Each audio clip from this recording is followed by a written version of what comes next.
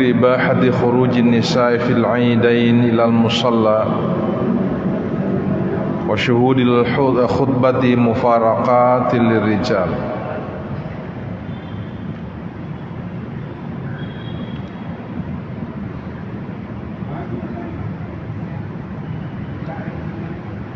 Qala Ummu Atiyah, qalat Ummu Atiyah amarana an-nabi sallallahu alaihi wasallam an nukhrija fil 'aidain al-awatiq wa dhawatil khudur wa amara al-huyyad ay ya'tazilna musallal muslimin.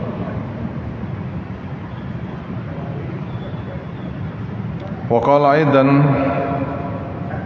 amarna Rasulullah sallallahu alaihi wasallam an nukhrijahunna fil fitri wal adha al awatiq wal huyyada wa zawatil khudur famal huyyada fayatazilna as-salah wa yashhadna al khaira wa da'watal muslimin. Qultu ya Rasulullah ihdana la yakunu laha jilbabun qal litulbisha ukhtuha min jilbabiha. Sadaqallahul azim wa sadaqa rasuluhul karim wa nahnu ma'ahu minasyahidin wasyakirin walhamdulillahi rabbil alamin. Hadirin jamaah maghrib yang insyaallah diridhai Allah Subhanahu wa taala. Kembali kita melanjutkan kajian hadis kita yang dikaji dari kitab Sahih Muslim yang disyarah atau yang diberi penjelasan oleh Al-Imam An-Nawawi. Malam ini kita akan membahas topik yang oleh An-Nawawi diberi judul Babu Zikri Ibahati Khurujin Nisa fil 'Aidain ilal Musalla. Pembahasan terkait dengan kebolehan atau dibolehkannya para wanita pergi melaksanakan salat Id ilal musalla, ke tempat pelaksanaan salat Id, apakah itu di masjid ataupun di lapangan terbuka. Wa syuhudil khutbah mufaraqatun lirijal. Kemudian wanita-wanita itu menyaksikan atau mengikuti khutbah Id tentu dalam keadaan mufaraqat, terpisah dari kaum laki-laki. Inilah yang kita akan bahas pada kesempatan ini, hadirin jamaah maghrib. Kita fahami hadirin bahwa salat Id itu bukan hanya diperintahkan kepada kaum laki-laki saja, bahkan sangat baik diikuti oleh seluruh wanita. Begitu pentingnya sebenarnya mengikuti salat Id itu, sampai kemudian Rasulullah memerintahkan wanita yang haid untuk hadir mengikuti prosesi pelaksanaan Id, salat Id. Kalau kita menyebut salat Id, sebenarnya kan ada dua peristiwa yang dilakukan. Salatnya di satu sisi, kemudian khutbahnya. Tentu kalau wanita yang sementara haid, yang sedang haid, itu kan diharamkan melaksanakan salat. Tapi Rasulullah SAW memerintahkan mereka untuk ikut dalam prosesi itu. Tujuannya untuk apa? Untuk mendengarkan khutbah. Ini yang dimaksud tadi wasyuhudul khutbah mufaraqatil lirijal. Wanita bahkan yang sementara haid ataupun nifas, itu juga sangat dianjurkan untuk mengikuti pelaksanaan atau proses salat Id itu, sekalipun mereka tidak salat. Dia hanya mendengarkan khutbah. Kalau di dalam hadis ini mufarakatul lirijal, dia terpisah dari kaum laki-laki. Apalagi kalau itu di masjid ya. Kalau di masjid tentu wanita itu tidak boleh masuk ke dalam masjid dalam keadaan haid. Tentu berbeda ketika pelaksanaan salat itu dilaksanakan di lapangan terbuka. Wanita boleh saja ikut atau masuk ke dalam lapangan, sekalipun tentu anjuran Rasulullah SAW itu tidak bersentuhan secara langsung dengan kaum laki-laki.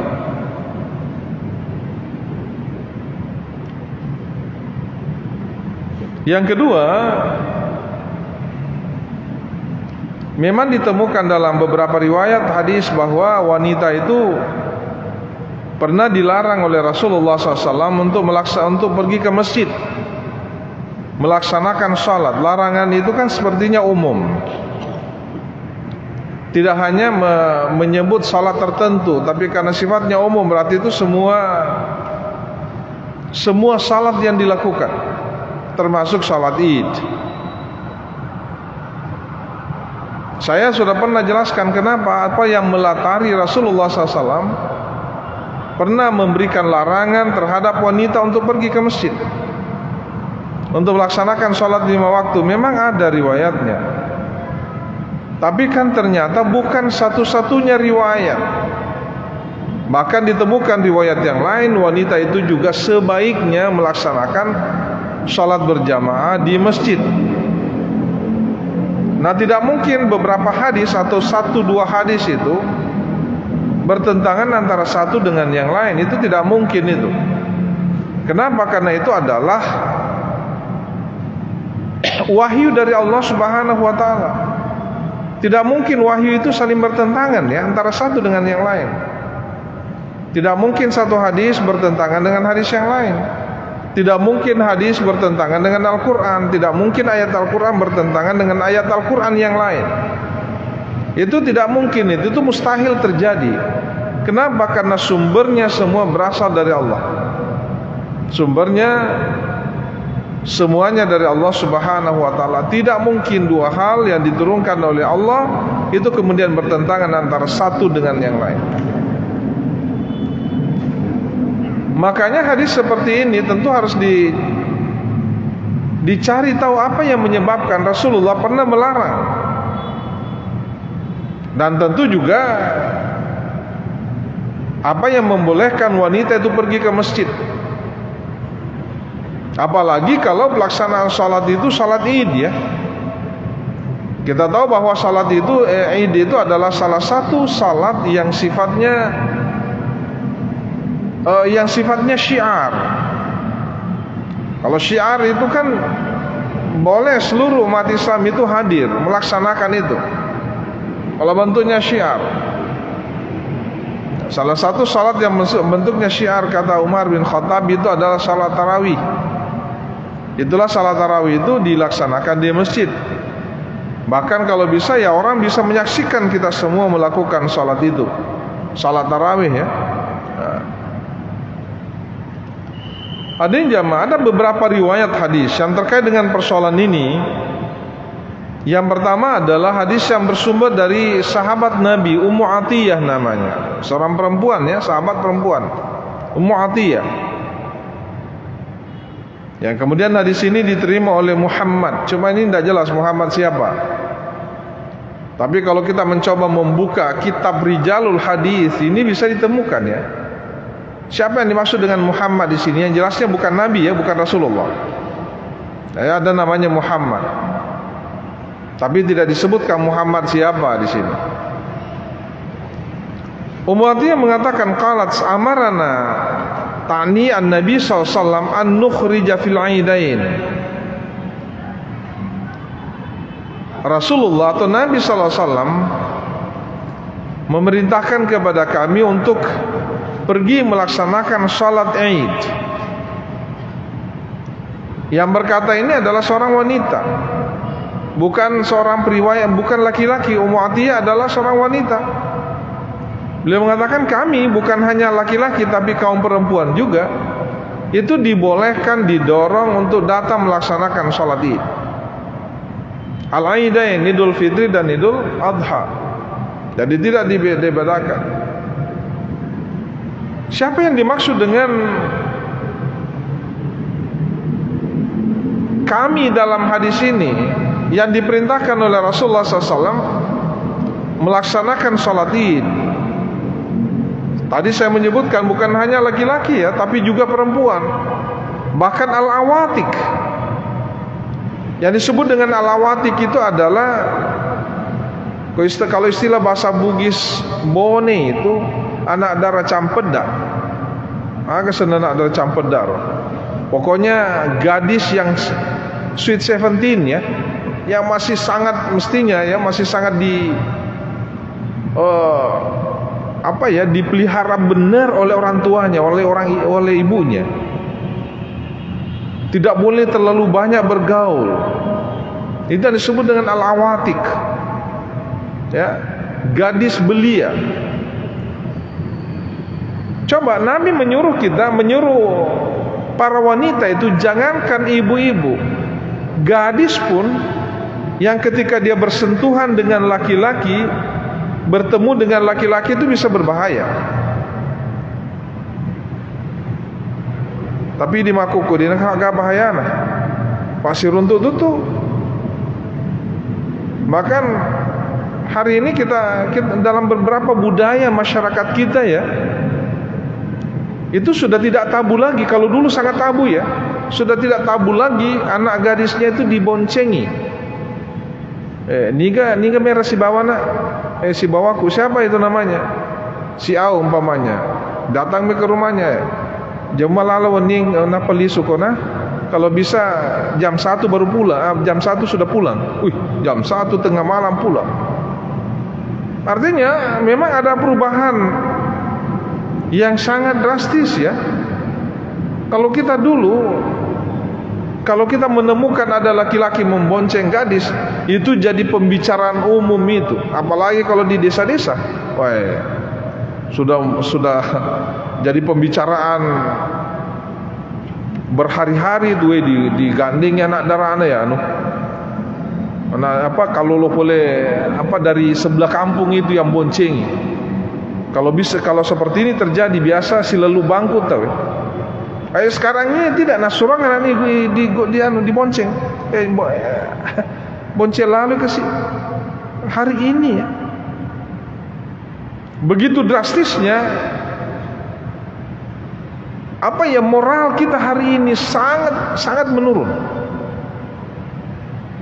Ini luar biasa.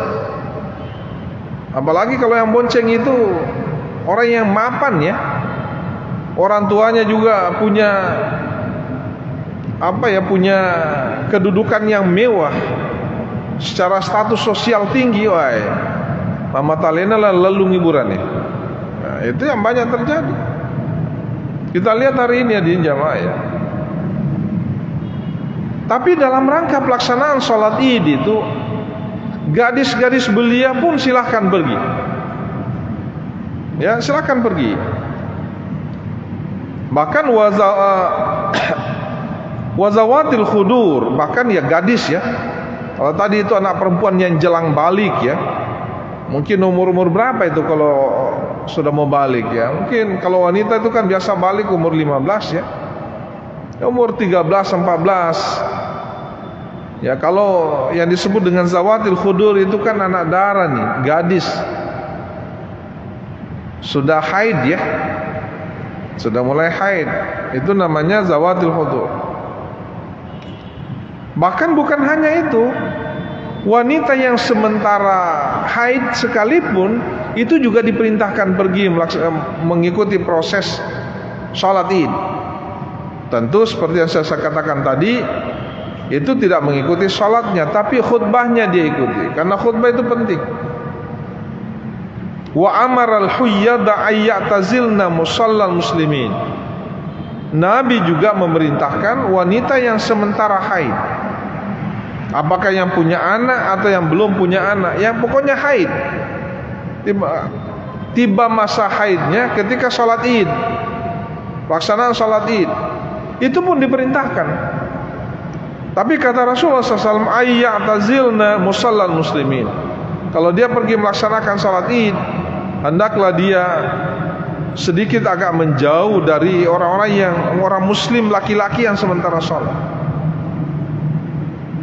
Jadi kalau umpamanya di lapangan dilaksanakan, ya silakan pergi, tapi ambil satu posisi yang kemungkinan besar itu tidak bergaul ataupun bersentuhan secara langsung dengan kaum laki-laki.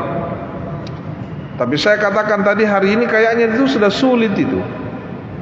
Karena kalau laki-laki dan perempuan kurang lepet si sapam itu, bisa jadi sudah baku chat. Biar kimatu mau disuruh tuh. Gimana kita ketemu sebentar? Ini yang pertama hadirin ya. Ya. Yang kedua, hadis yang kedua ini masih dari Ummu Atiyah. Hanya ini maknanya sama, sekalipun ada konteks yang berbeda ya. Kunna nu'maru bil khuruj fil aidain. Kami diperintahkan untuk keluar melaksanakan atau pergi melaksanakan salat aidain, Idul Fitri dan Idul Adha.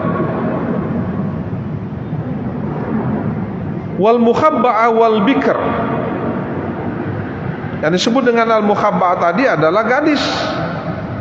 Para gadis itu juga boleh, silahkan. Ini istilah yang lain ya, al mukhabba'ah. Wal bikr ya. Bikr itu gadis. Bikr atau bakar. Itulah sebabnya sahabat Nabi yang namanya Abu Bakar itu namanya Abu Bakar ya. Artinya bapak seorang gadis, bapak seorang gadis. Siapa yang dimaksud gadis di sini? Yang dimaksud gadis di sini adalah Aisyah radhiyallahu anha.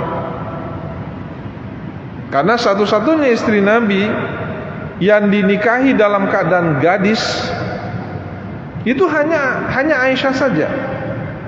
Yang lainnya mulai dari Khadijah dan istri-istrinya yang lain itu semuanya itu semuanya janda. Ada janda yang masih bisa melahirkan, ada janda yang memang sudah menopause, tidak bisa lagi. Artinya apa? Kalau kita mau mengikuti Rasulullah SAW, mau berpoligami, silahkan cari yang sudah sangat yang sudah menopause ya. Itu artinya mengikuti Rasulullah. Ya. Jadi bukan hanya apa ya, bukan hanya para gadis wal bikr qalat.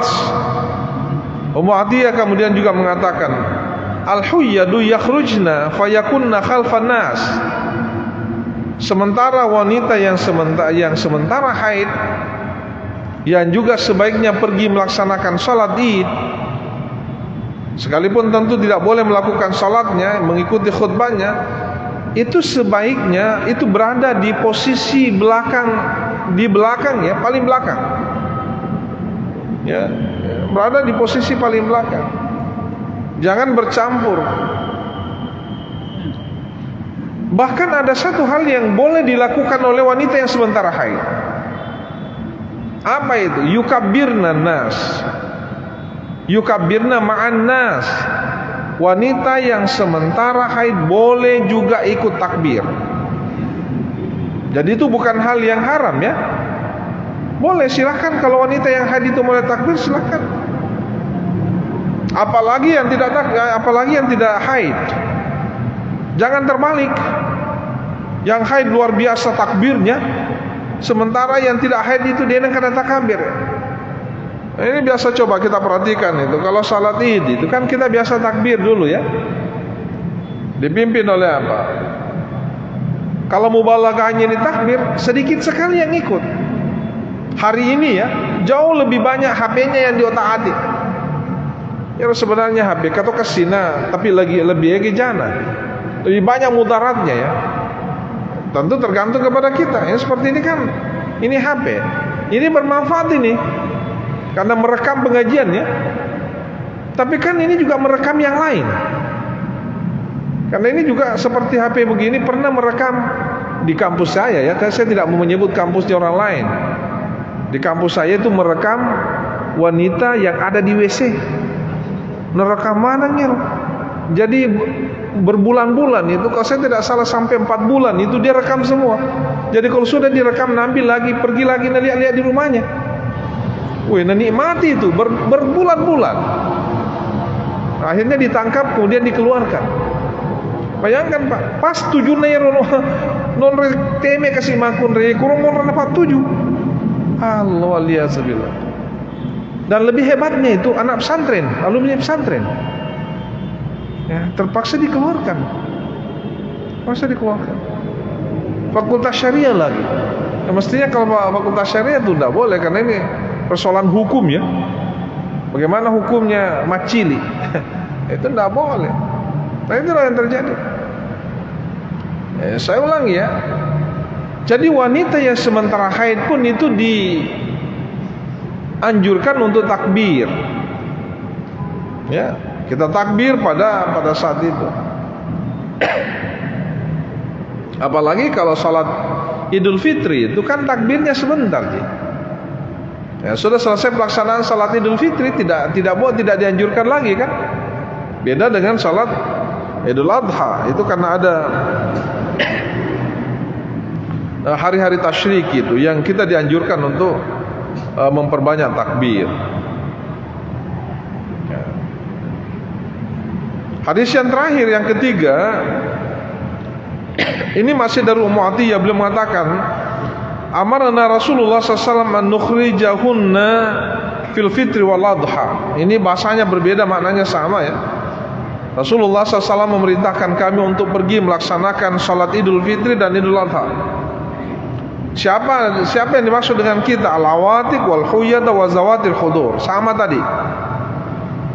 Anak-anak perempuan yang menjelang balik, bahkan para gadis dan wanita yang sementara haid, itu semua.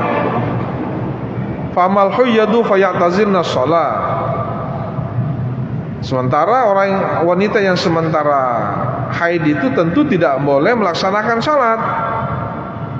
Wa yashhadnal khaira wa da'watal muslimin, yang dia ikuti adalah al-khair, kebaikan-kebaikan yang lain, bukan salat ya. Tentu yang dimaksud di sini adalah dakwah, khutbahnya didengar. Qultu, saya kemudian bertanya kepada Rasulullah lagi, kata Ummu Atiyah, ya Rasulullah, wahai Rasulullah, ihdana la yakunu lana jilbab. Ya Rasul, bagaimana bisa ya? Bagaimana itu? Ada di antara kami itu yang para gadis ya, yang ingin juga mengikuti salat Id itu, tapi kasihan mereka tidak ada jilbabnya, tidak ada penutup kepalanya gitu. Gimana itu? Artinya apa hadirin ya? Begitu sulitnya sebenarnya ekonomi masyarakat waktu itu. Sulit sekali. Bahkan kan disebutkan ya, seperti Ali bin Abi Thalib itu kan pakaiannya cuma 2. Ada pakaian yang sehari-hari dipakai, ada juga pakaian yang khusus dipakai pada saat salat Jumat. Jadi saya dipakai si wajuna. Ursir nasasa nagatu yolo raku-rakui, pakai lagi.